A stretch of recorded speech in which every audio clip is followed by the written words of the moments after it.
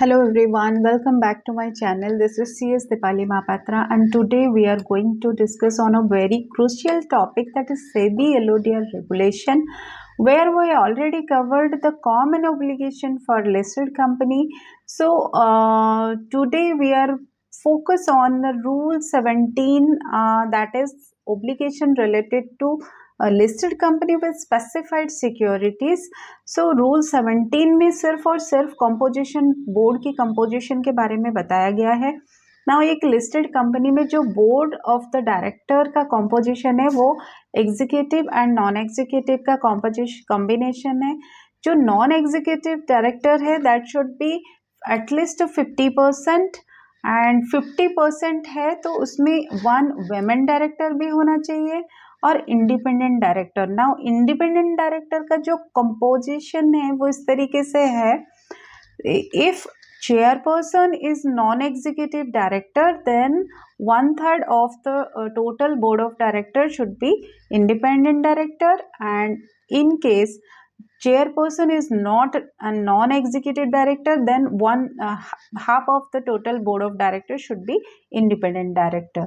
Now in case of 1000 listed company then there should be a women independent director.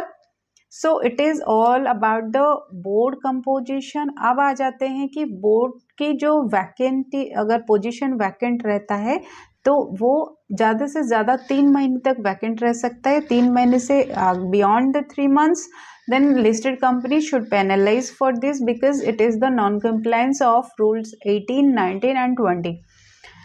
सो जो board meeting है, अब आ जाते हैं board meeting के बारे में बात करते हैं. तो जो बोर्ड मीटिंग है that should be meet at least 4 times, and जो 4 times की हम बात करते हैं, जो 2 मीटिंग के गैप है that is 180 days.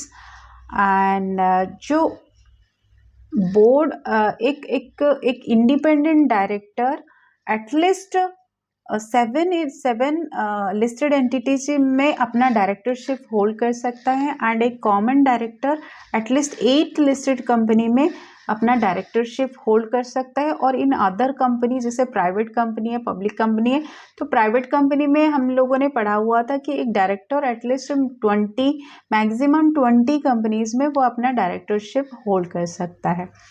So quickly moving towards the audit committee for listed company. Now what are the compliance we need to follow for audit committee? Audit committee की अगर हम बात करते हैं तो audit committee में जो चेयरपर्सन होता है वो इंडिपेंडेंट डायरेक्टर होना चाहिए, एंड वो ही shall attend annual general meeting. And जो ऑडिट कमेटी का जो पर्सन्स होते हैं, मेंबर्स होते हैं, वो एटलीस्ट फाइनेंशियल लिटरेट, एक्सपर्टीज की कुछ बात नहीं कही गई है यहाँ पे, फाइनेंशियल लिटरेट होना चाहिए. एंड जो उनकी एक्सपर्टीज, एक मेंबर आपका फाइनेंशियल एक्सपर्टीज होना चाहिए. And if we talk about the audit committee meeting, वो भी आपका 4 times है in a year and 120 days की गैप है. अब आ जाते हैं क्वोरम. बोर्ड मीटिंग की क्वोरम तो 3 members और 1/3 of total strength whichever is higher.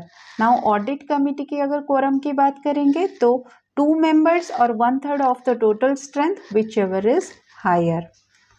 And then जो कंपनी सेक्रेटरी है वो ऑडिट कमेटी में as a secretary role play करेगा, एंड जो चेयरपर्सन है वो इंडिपेंडेंट डायरेक्टर होता है.